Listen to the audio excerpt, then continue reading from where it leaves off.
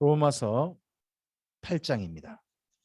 로마서 8장 1절부터 14절까지 1절부터 14절까지 우리 함께 읽도록 하겠습니다. 그러므로 이제 그리스도 예수 안에 있는 자에게는 결코 정죄함이 없나니 이는 그리스도 예수 안에 있는 생명의 성령의 법이 죄와 사망의 법에서 너를 해방하였습니다. 율법이 육신으로 말미암아 연약하여 할 수 없는 그것을 하나님은 하시나니 곧 죄로 말미암아 자기 아들을 죄에 있는 육신의 모양으로 보내어 육신의 죄를 정하사 육신을 따르지 않고 그 영을 따라 행하는 우리에게 율법의 요구가 이루어지게 하려 하심이니라. 육신을 따르는 자는 육신의 일을, 영을 따르는 자는 영의 일을 생각하나니 육신의 생각은 사망이요 영의 생각은 생명과 평안이니라. 육신의 생각은 하나님과 원수가 되나니 이는 하나님의 법에 굴복하지 아니할 뿐 아니라 할 수도 없음이라. 육신에 있는 자들은 하나님을 기쁘시게 할 수 없느니라. 만일 너희 속에 하나님의 영이 거하시면 너희가 육신에 있지 아니하고 영에 있나니 누구든지 그리스도의 영이 없으면 그리스도의 사람이 아니라. 또 그리스도께서 너희 안에 계시면 몸은 죄로 말미암아 죽은 것이나 영은 의로 말미암아 살아있는 것이니라. 예수를 죽은 자 가운데서 살리신 이의 영이 너희 안에 거하시면 그리스도 예수를 죽은 자 가운데서 살리신 이가 너희 안에 거하시는 그의 영으로 말미암아 너희 죽을 몸도 살리시리라. 그러므로 사랑하는 형제들아, 우리가 빚진 자로 돼 육신에게 져서 육신대로 살 것이 아니니라. 너희가 육신대로 살면 반드시 죽을 것이로되 영으로서 몸의 행실을 죽이면 살리니 무릇 하나님의 영으로 인도함을 받는 사람은 곧 하나님의 아들이라. 너희는 다시 무소하는 종의 영을 받지 아니하고 양자의 영을 받았으므로 우리가 아빠, 아버지라고 부르짖느니라. 성령이 친히 우리 영과 더불어 우리가 하나님의 자녀인 것을 증언하시나니 자녀이면 또한 상속자니 상속자 곧 하나님의 상속자요 그리스도와 함께한 상속자니 우리가 그와 함께 영광을 받기 위하여 고난도 함께 받아야 할 것이니라. 아멘. 로마서 7장과 8장에서요 가장 많이 나오는 단어가 있습니다. 가장 반복되는 단어가요. 어떤 단어일까요? 성령님이나 예수님이 아니고요. 사실은 어떤 단어가 계속 반복되냐 그러면요. 육신이란 단어입니다. 읽어보시면 육신이라는 단어가 굉장히 많이 나온 게 보일 겁니다. 육신이라는 단어가 이 육신이라는 단어가 어떻게 쓰였는지를 알아야 오늘 여기 8장을 읽을 때 좀 더 이해가 됩니다. 왜냐 그러면 8장 방금 우리가 읽었던 1절부터 여기 3절까지 내용 가운데 15절까지 여기 내용들 가운데 17절까지 내용 가운데 성령님과 비교되는 단어가 육신으로 되어 있거든요. 일단 한번 8장 내용 한번 좀 다시 한번 가볼까요? 그러므로 이제 그리스도 예수 안에 있는 자에게는 결코 정죄함이 없나니 이는 그리스도 예수 안에 있는 생명의 성령의 법이 죄와 사망의 법에서 너를 해방하였습니다. 여기 일단 기본적으로 이야기하고 난 다음에 그 다음 바로 뭐가 나옵니까? 율법이 무엇으로 말미암아? 육신으로 말미암아 연약하여 할 수 없는 그것을 하나님은 하신다. 그러니까 율법이 원래 우리 안에서 하고 싶었던 일이 안 이루어졌다는 거죠. 뭐 때문에요? 육신이라는 것 때문에요. 육신이라는 것 때문에. 그 다음에 또 보세요. 3절에 그 다음 계속 보면 곧 죄로 말미암아 자기 아들을 죄 있는 육신의 모양으로 보내어 육신의 죄를 정하사 육신을 따르지 않고 영을 따라 행하는 우리에게 율법의 요구가 이루어지게 하려 하심이라면서 자꾸 성령님과 비교되게 나오는 단어가 있어요. 그 단어가 뭐냐 그러면 육신이에요. 이 단어가요. 사실 7장부터 반복되거든요. 그래서 성령의 사람이 된다. 사실 8장은 성령의 사람에 대한 이야기거든요. 이 성령의 사람에 대해서 이해하기 위해서는요. 우리가 알아듣기 위해서는 먼저 뭐에 대한 이해가 필요하냐. 바로 육신이라는 단어가 어떻게 쓰는지 알면 비교돼서 성령의 사람이 이해될 수 있어요. 그래서 한번 좀 보셨으면 좋겠어요. 먼저 7장을 가보세요. 7장 5절에요. 7장 5절에 우리가 성령의 사람이 되기 전에 어디에 있었다고 말해요? 예, 죄 아래 있었다라는 표현 대신에 다른 표현을 쓰죠. 우리가 육신에 있을 때라는 표현을 써요. 우리가 육신에 있을 때에. 그렇죠.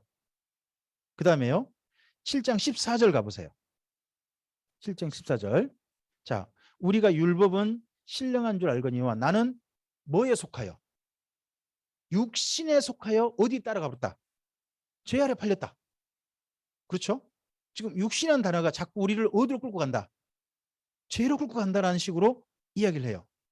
그리고 그러면 육신은 어떤 상태냐? 육신은 이렇게 심지어 선한 게 없대요. 선한 게 없대요. 7장 18절 한번 봐보세요. 7장 18절. 내 속, 곧 내 육신에는 뭐가? 선한 것이 거하지 아니하는 줄 아노니 원함은 내게 있으나 선을 향하는 건 없다. 그러면 내 속에 있는 건 분명한데 육신이란 게 그렇죠? 근데 뭐는 없는 상태인 거예요? 육신은요? 선한 게 없는 내 속에 무엇이에요? 선한 게 없는 내 속에 무엇? 내 안에 있는 건 분명해요. 근데 거기는 뭐가 없다고요? 선한 게 없다는 거예요. 내 안에 있는 건데. 그리고요. 7장 25절, 7장이 맨 마지막 절 있죠. 25절 또 보실까요? 우리 주 예수 그리스도로 말미암아 하나님께 감사리로다. 그런즉 내 자신이 마음으로는 하나님의 법을 그리고요. 육신으로는 죄의 법을 섬긴다 그래요. 그러면 육신 안에는 여기 마음이라고 하는 것이 속하지 않는 거 분명하죠. 근데 이 마음이란 말은 다른 말로 하면 양심이거든요. 양심? 그러면 육신이라는 것 속에는 뭐도 없는 거예요? 양심도 없는 상태에 내 안에 무엇이에요?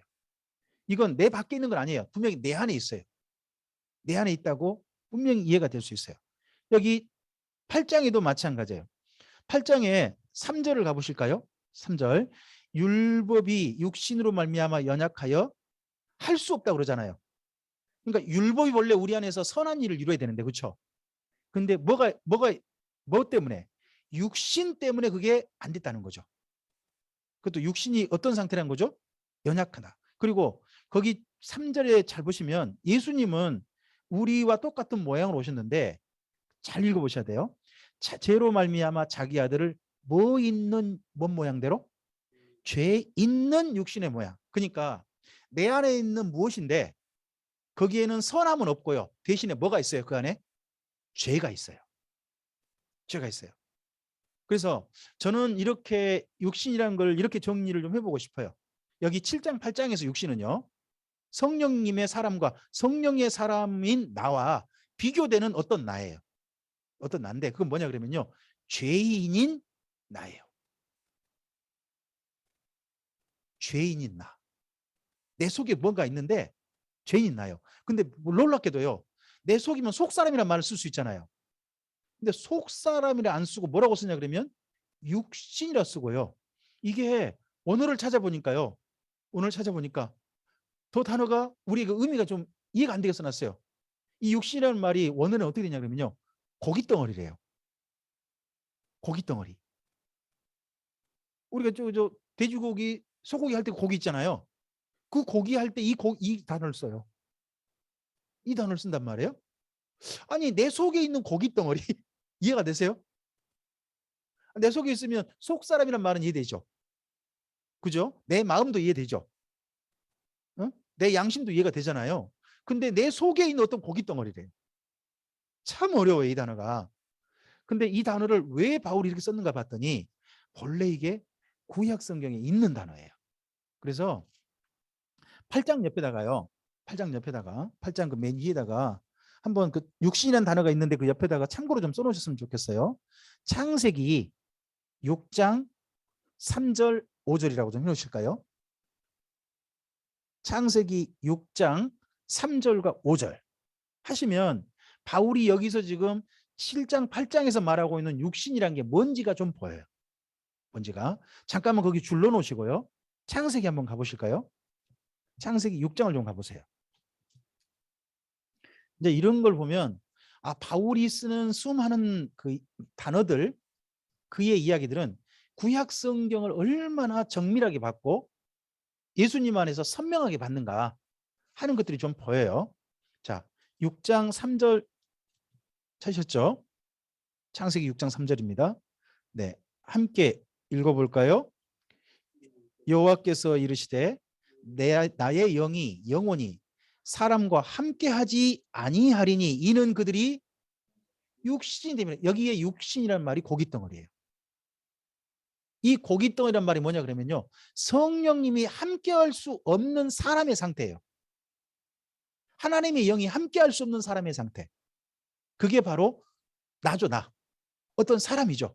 그럼 살아있는 사람이 전부 다 뭐예요? 사실 여기서 말하는 고깃덩어리인 육신인 거예요. 대신에 그 사람들은 현재 어떤 상태예요? 성령님이 함께할 수 없는 사람의 상태인 거죠. 그러면 이 사람들은 어떻게 될까요? 어떤 생각을 할까요? 5절을 보세요. 5절. 5절과 함께 7절까지 6절까지 읽어볼까요? 여호와께서 사람의 죄악이 세상에 가득함과 그의 마음으로 생각하는 모든 계획이 항상 악할 뿐임을 보시고 땅 위에 사람 지으셨음을 한탄하사 마음에 근심하셨다고 합니다. 그러니까 육신이 되어버린, 하나님의 영이 함께할 수 없는 상태가 되어버린, 고깃덩어리 같은 상태가 되어버린 사람의 생각은요, 항상 악하대요. 죄악이 가득하다는 거죠. 그러면 이런 사람이 하나님을 기쁘시게 할 수 있나요? 하나님을 한탄하고 근심하게 만드는 거죠. 그리고 이런 사람은 성령님도 함께 할 수 없어요. 바로 이 단어를, 이 표현을 지금 가지고 기억해야 될, 읽어보셔야 할 때가 어디냐 그러면 로마서 7장 8장에 있는 육신이라는 단어예요. 육신이라는 단어. 다시 한번 돌아가 보세요. 거기를 기억하시고 읽으시면 성령님이 함께하지 않는 사람이 왜 불행한가? 왜 그토록 이게 바울이 하나님의 진노 아래 있다라고 자꾸 말하는가 하는 게 분명히 보여요. 방금 읽으셨던 창세기 6장 3절 5절 말씀을 기억하시고 한번 좀 더 좀 볼까요? 먼저 성령의 사람 보기 전에 육신이라는 걸 먼저 보자는 거예요. 자, 우리 3절 읽었으니까요. 8장 5절을 가보세요. 8장 5절 가보시면요. 어떤 사람이 나오나요? 육신을 따르는 자는 육신의 일을 생각한다 그러죠. 육신의 일을 생각한다. 근데요, 그 육신의 일은 결과가 뭔가요? 6절. 육신의 생각은 결국은 사망이래요. 그리고요, 7절 보세요. 육신의 생각은 뭐가 되죠? 하나님과 원수가 돼요. 그리고 하나님의 법을 따르지 않아요. 결코 따를 수 없대요. 따를 수 없대요. 그래서 8절 가보시면요. 육신에 있는 자는 하나님을 기쁘시게 할 수 없대요. 그러면 성령이 함께하지 않는 사람들은 결코 하나님을 기쁘시게 할 수 있는 사람이 될 수 없다는 거죠. 그러므로 정반대로 우리가 육신이라는 상태로 되지 않을 수 있는 방법이 뭐냐? 우리 안에 성령이 오시는 거예요. 그래서 9절 보세요. 만일 너희 속에 하나님의 영이 거하시면, 성령님이 거하시면요, 너희가 어디에 있지 않고 육신에 있지 않고 우린 어떤 존재가 돼요? 영에 있는 사람이 돼요. 이제 이 표현을 어떤 분이 이렇게 표현했어요. 우리는 육신의 사람이 아니라 영의 사람이다. 저는 그걸 이렇게 표현하고 싶어요. 성령의 사람이다. 성령의 사람이다. 이 성령의 사람이 되는 방법이 바로 여기서 말하고 있는데, 그 성령의 사람과 비교되는, 아주 대조되는 우리의 상태를 가리켜서 뭐라고 한 거예요? 성령이 우리 안에 임하시기 전에 우리를 가리켜서 육신이라고 표현했단 말이에요. 육신. 자, 근데 이 육신은요, 한 가지 비교돼요. 고깃덩어리인데요. 여기 11절에 나오는 몸이란 게 나와요. 10절과 11절에. 몸 있죠. 11절에 보면, 10절에도 또 그리스도께서 너희 안에 계시면 몸은 죄로 말미암아 죽은 것이나 할 때 이 몸이 있잖아요. 이 몸이라는 단어는 앞서 있던 육신이라는 단어가 아니에요. 진짜 우리 몸만 가리키는 단어예요. 몸만. 다른 단어를 쓰고 있어요. 그리고 똑같은 단어가요. 똑같은 단어가 거기 11절 보시면요. 우리 몸이 마지막에 성령님으로 말미암아 뭐 어떻게 될 거라고요? 너희 죽을 몸도 살리실 것이다. 이거 뭘 말한 거죠? 부활이죠. 몸의 부활이죠. 이 몸은요. 성령이 떠나 있는 우리 자신을 가리킨 말이 아니에요. 우리의 실제 이 몸, 바디 이걸 가리킨 표현이에요. 그래서 비교돼서 쓰고 있어요. 쓰고 있으니까 여기서는 그러한 의미로 정확히 보셔야 돼요. 그러다 보니까 이제는 성령의 사람에겐 요구된 게 있죠. 12절 보세요. 그러므로 형제들아 우리가 빚진 자로 돼 뭐해져서 육신해져서 육신대로 살 것이 아니다. 이전에 성령님이 함께하지 않았던 그런 사람의 상태로 계속 살아서는 안 된다. 라고 이야기합니다. 대신에 어떻게 하라고요? 너희가 육신대로 살면 반드시 죽을 것이로되 영으로서 몸의 행실을 죽이면 살리니 무릇 하나님의 영으로 인도함 받는 자는 하나님의 아들이다. 라고 해서 새로운 상태를 이야기해요. 자, 이러한 육신의 상태, 죄와 짝이 되어 있고 죄 아래에 있고 하나님을 기쁘시게 하지 않고 정말 반드시 죽는 그 길을 따라가는 그 인생의 길에서 멈춤하고요. 이제 생명의 길로 바뀌게 되는 유턴이죠. 유턴. 정말 우리 인생이 유턴이 되는 과정이 출발이 바로 뭐냐? 우리 안에 성령님이 오심으로 가능하다는 거예요. 그 이야기가. 여기 8장 1절과 2절은요. 저는 거꾸로 읽어야 한다고 봐요. 8장 1절, 2절을요. 2절을 먼저 읽고 1절을 나중에 읽어보세요. 저는 문장 순서가 조금 잘 거꾸로 됐다고 보는데 그리스도 예수 안에 있는 생명의 성령의 법이 죄와 사방의 법에서 너를 해방하였으므로 이제 그리스도 예수 안에 있는 자에게는 결코 정죄함이 없다. 이 말을 하는 게 여기 8장이에요. 이 말을 하는 게 생명의 성령의 법이 죄와 사망의 법, 죄와 사망의 법이 뭐인가요? 아까 말한 육신의 법이에요. 육신에 속한 사람이었단 말이에요. 육신에 따른 사람.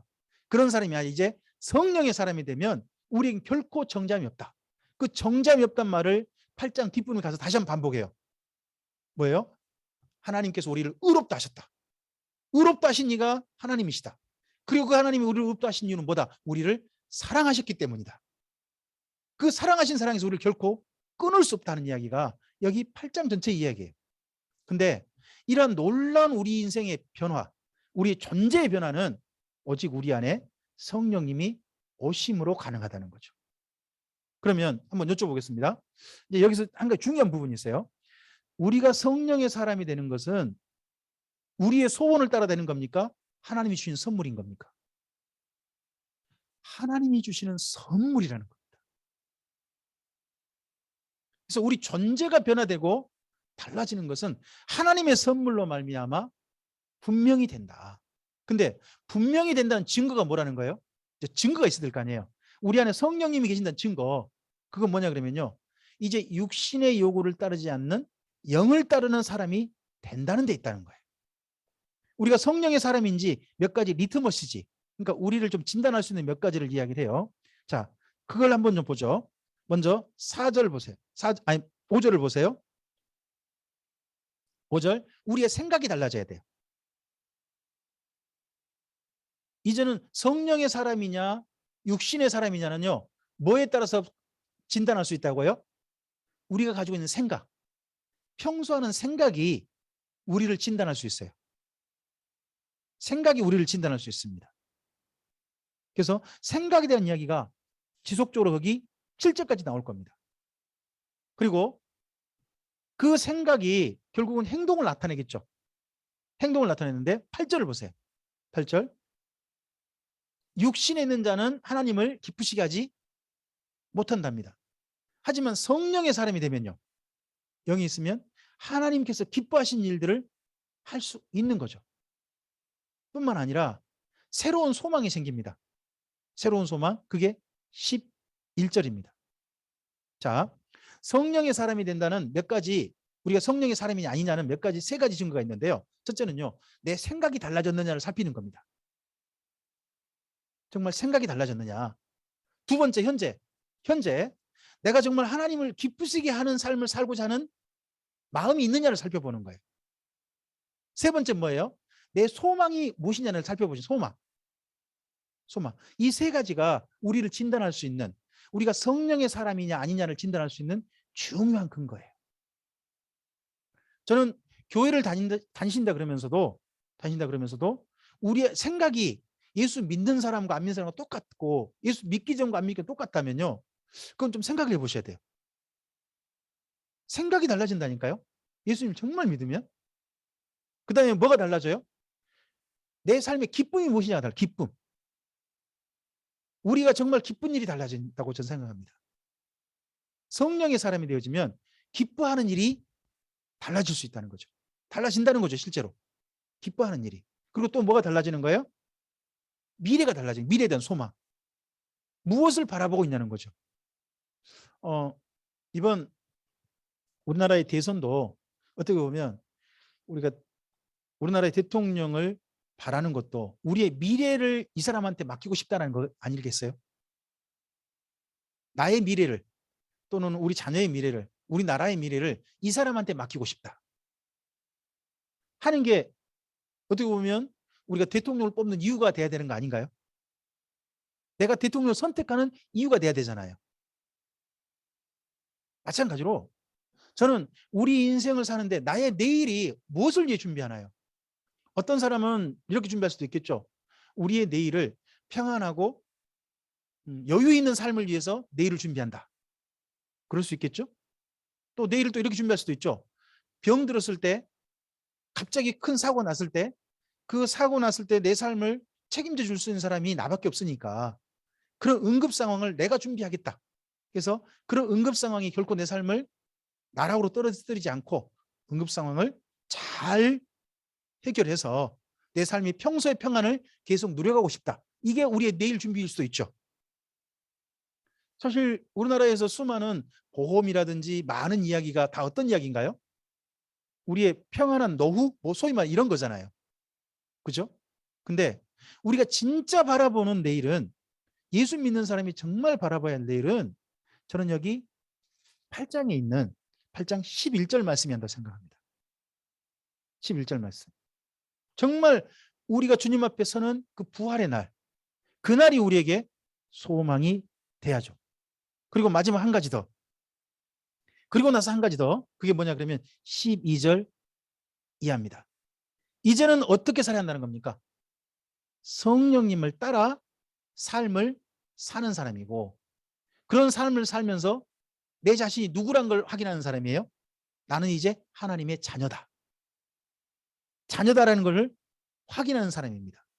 그리고요, 현재 삶 속에서 주님을 위한 어려운 일이라 할지라도요, 주님을 위해서 겪어야 할 어려운 일이라 할지라도요, 피하지 않고 기꺼이 감당하는 사람이 성령의 사람이라는 거죠. 오늘 현재 삶은 저는 앞에는 태도라고 생각해요. 세 가지 태도. 그리고 12절부터 17절은 뭘까요? 현재 내 삶에 어떻게 살고 있는가 하는 것 세 가지가 보인다고 생각합니다. 첫째는 뭐라고요? 진짜 내가 성령을 따라 살고 있는지. 두 번째, 내가 하나님의 자녀라는 생각을 가지고 이 자녀로 살고 있는지. 또 하나 뭐예요? 현재 예수님을 위해서, 하나님을 위해서 어려운 일도 기꺼이 내가 감당하고 있는지. 이런 것이 우리가 성령의 사람이냐 아니냐를 분별할 수 있는 중요한 근거가 된다고 생각합니다. 많은 분들이 성령 받았네 이야기합니다. 그죠? 또 성령을 사모합니다. 근데요, 진짜 성령의 사람은 어떤 사람인데 하는 이야기를 여기 8장 1절부터 여기 17절까지 이야기하고 있거든요. 육신과 비교되는 사람을 이야기하고 있거든요. 그러면 여기를 정말 잘 읽어보시고, 나는 어떤 사람인가? 나는 육신을 따른다는 바울이 말하는 그런 사람인 건가? 아니면 바울이 정말 소개하고 있는 예수님으로 말미암아 하나님께서 우리에게 선물로 주신 성령의 사람으로서 내 삶이 그쪽의 삶으로 진단되고 있는가 하는 것이 우리 모두에게 확인됐으면 좋겠습니다. 나는 성령의 사람이다. 그게 성령의 사람이 아닙니다. 성령의 사람은 어떤 사람이냐? 여기 로마서 8장 1절부터 17절을 통해서 진단되는 사람입니다. 이 사람으로 주 앞에 우리가 설 수 있게 되기를 바랍니다. 자, 그런 성령의 사람은 현재와 장래가 분명히 달라집니다. 여러분 18절부터 25절까지 함께 읽어볼까요? 생각하건대 현재의 고난은 장차 우리에게 나타날 영광과 비교할 수 없도다. 피조물이 고대하는 바는 하나님의 아들들이 나타나는 것이니 피조물이 허무한 데 굴복하는 것은 자기 뜻이 아니요 오직 굴복하게 하시는 이로 말미암음이라. 그 바라는 것은 피조물도 썩어짐의 종로로 탄 데서 해방되어 하나님의 자녀들의 영광의 자유에 이르는 것이니라. 피조물이 다 이제까지 함께 탄식하며 함께 고통을 겪고 있는 것을 우리가 아느니라. 그뿐 아니라 또한 우리 곧 성령의 처음 익은 열매를 받은 우리까지도 속으로 탄식하며 양자될 것 곧 우리 몸의 속량을 기다리느니라. 우리가 소망으로 구원을 얻었음에 보이는 소망이 아니니 보는 것을 누가 바라리요. 만일 우리가 보지 못하는 것을 바라면 참음으로 기다릴지니라 합니다. 현재요. 성령의 사람은요. 두 가지가 있어야 한다고 봅니다. 현재는요. 주님을 위해서 기꺼이 고난을 참는 것이 현재의 삶인 거고요. 내일은 뭐예요? 내일을 위해서 기다리는 겁니다. 그래서 여기 18절에서부터 25절 사이에 저는 두 가지 단어가 중요하다고 생각합니다. 하나는 참는다. 또 하나는 뭐예요? 기다린다. 현재적으로는요. 근데 참는데요. 나 혼자만 참는 게 아니라는 겁니다. 알고 보니까요. 예수 믿으면요. 정말 성령의 사람이 되면 세상 보는 눈이 달라지나 봅니다. 여기 말씀 따라 보면 바울이 본 놀라운 세상이 보이지 않습니까? 여러분 거기 21절과 22절을 다시 한번 봐보세요. 피조물도 썩어짐의 종로로 한 데서 해방되어 가지고요. 하나님의 자녀들의 영광의 자유에 이르는 것을 피조물도 원한답니다. 여기 피조물은 누굴까요? 사람 아니겠죠. 이 땅에 지어진 수많은 피조물들일 거 아닙니까? 그리고요. 피조물들이요. 현재요. 주님의 사람들과 함께요. 탄식하며 함께 고통을 겪고 있대요. 사실 구약 성경을 살펴보면요. 사람의 잘못 때문에 이 땅에 재앙이 임해요. 사람의 잘못 때문에. 그 재앙이 임하면 사람만 고통받나요? 사람들이 살고 있는 주변 환경도 고통받나요? 그러니까 이 땅의 수많은 피조물들이 고통받는 게 누구 때문이에요? 사실은 사람들 때문이었다는 거죠. 하나님께서는 이 수많은 피조물들 세상 만물을 지으셨을 때 고통받으며 이 땅 가운데 존재하기를 원치는 않으셨던 것 같아요. 그런데 그 피조물을 돌보고 피조물을 주님 안에서 다스릴 책임을 받았던 사람들이 잘못되니까요. 사람들로 말미암아 피조물도 고통을 받고 있다는 거죠. 뭐 지금 현재 우리가 가끔씩 가다가 보는 것 중에 바다에서 수많은 물고기나 이런 종류들이 사람이 버린 플라스틱이라든지 이런 것들을 가득히 먹고 바닷가에서 죽어있는 모습이라든지 뭐 그런 모습을 우리는 봅니다. 실제로 많은 사람들이 버린 사람들로 말미암아 피해를 입은 피조물들이 많은 걸 보게 됩니다. 그들도요. 그 피조물도 언젠가는 현재는 탄식하면서 함께 고통받으면서요. 그 하나님의 자녀들의 영광의 자유에 이르는 것을 소원하고 있대요. 저는요. 사실 21절 말씀을요. 이번에 읽다가 저는 이제 이런 생각을 했어요. 사실은 우리 집에 있는 강아지 아시죠? 강아지에 대해서 우리 집 아이들과 함께 전에 이야기하다가 우리 집 아이가 한 명이 그렇게 얘기하는 거예요. 아빠, 우리 이제 우주는 나중에 우리가 부활할 때 우리랑 같이 있을까요?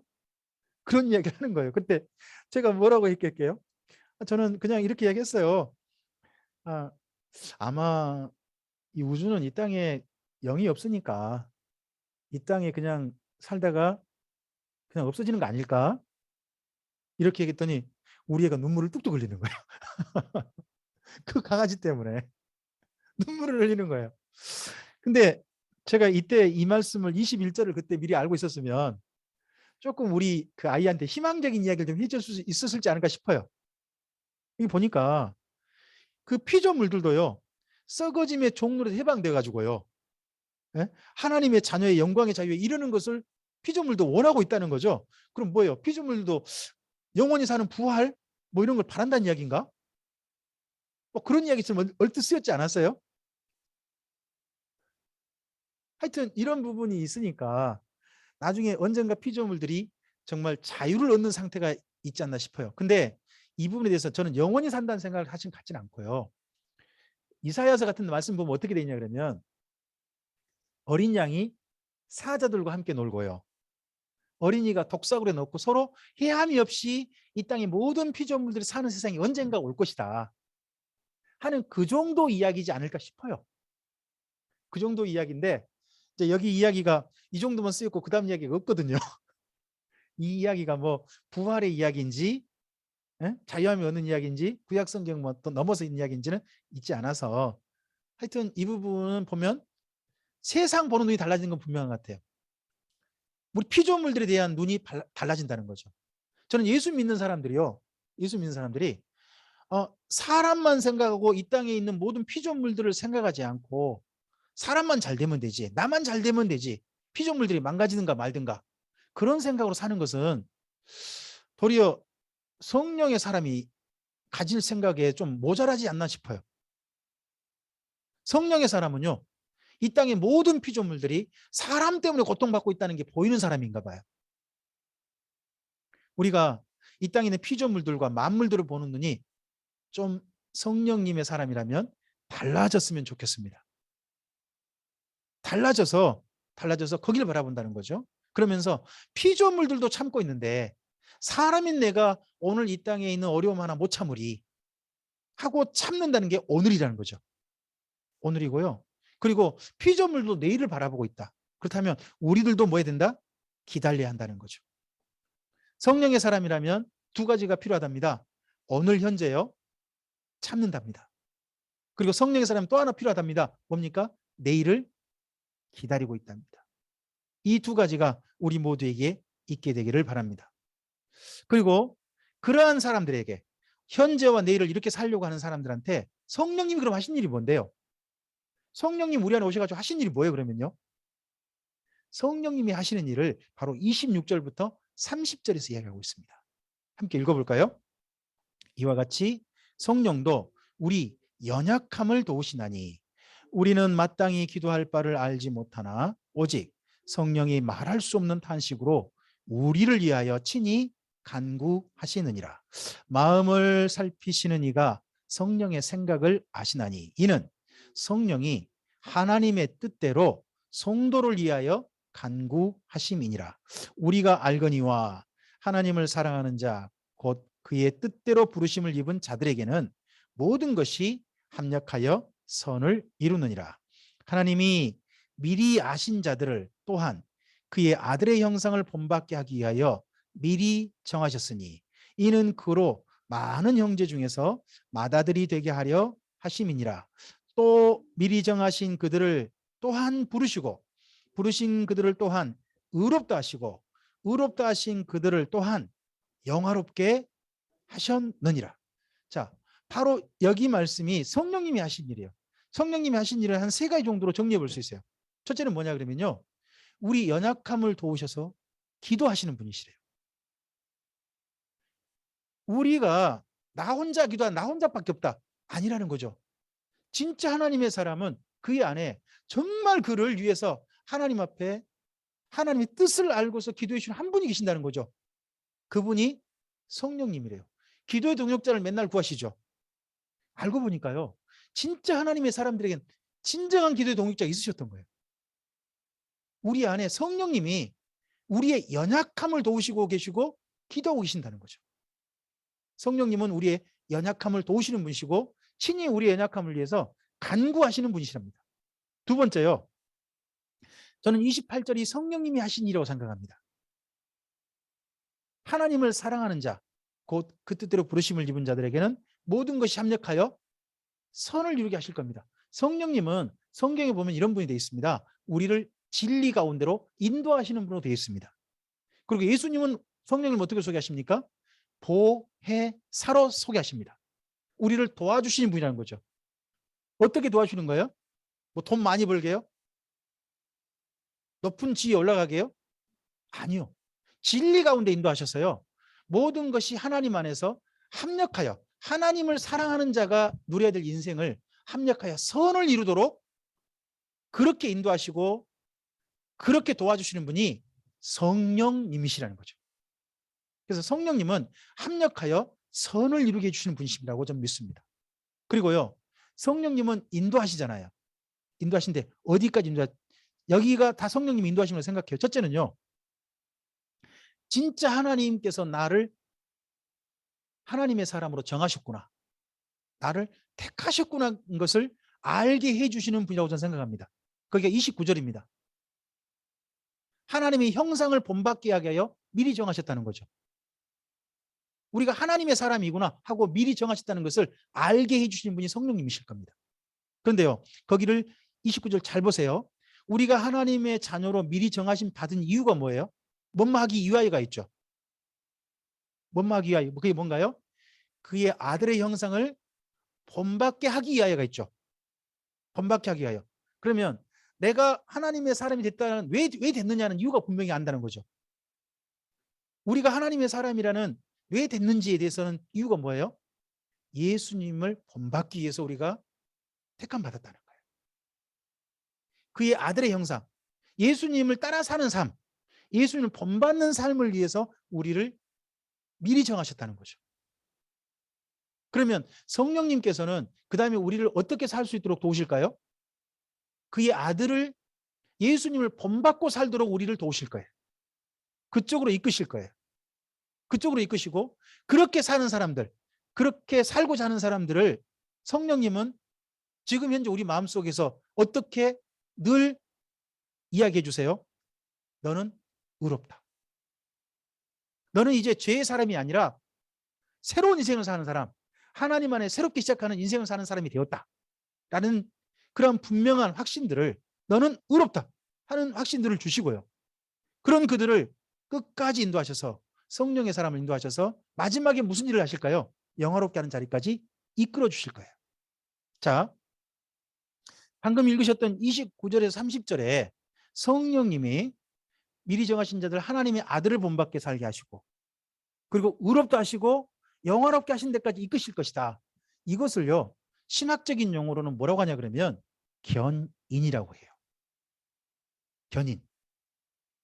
하나님께서 우리를 올바른 길로 목적지까지 이끌어 주신다는 거죠. 견인. 성령님이 우리를 이렇게 해주실 거예요. 진짜 성령의 사람이라면 이 길을 가게 될 겁니다.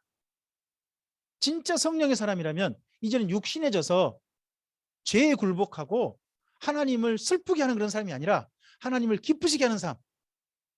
정말 현재 예수님을 기꺼이 어려움도 참고 피조물의 어려움을 함께 공감하고 고통을 공감하고 그리고 몸의 부활을 기다리는 사람들이 바로 주님의 사람들일 겁니다.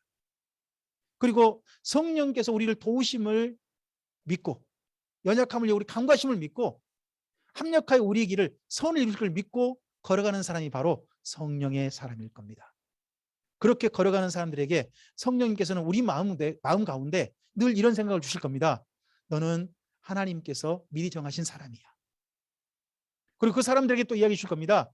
그렇게 길을 가고 있는 그에게 너는 네가 의롭다 한 게 아니라 하나님께서 너를 의롭다 하셨어 라고 이야기해 주실 겁니다. 그리고 우리가 꿈꾸게 하실 겁니다. 아버지 앞에서 영화롭게 서게 되는 우리 자신을 꿈꾸게 하실 겁니다.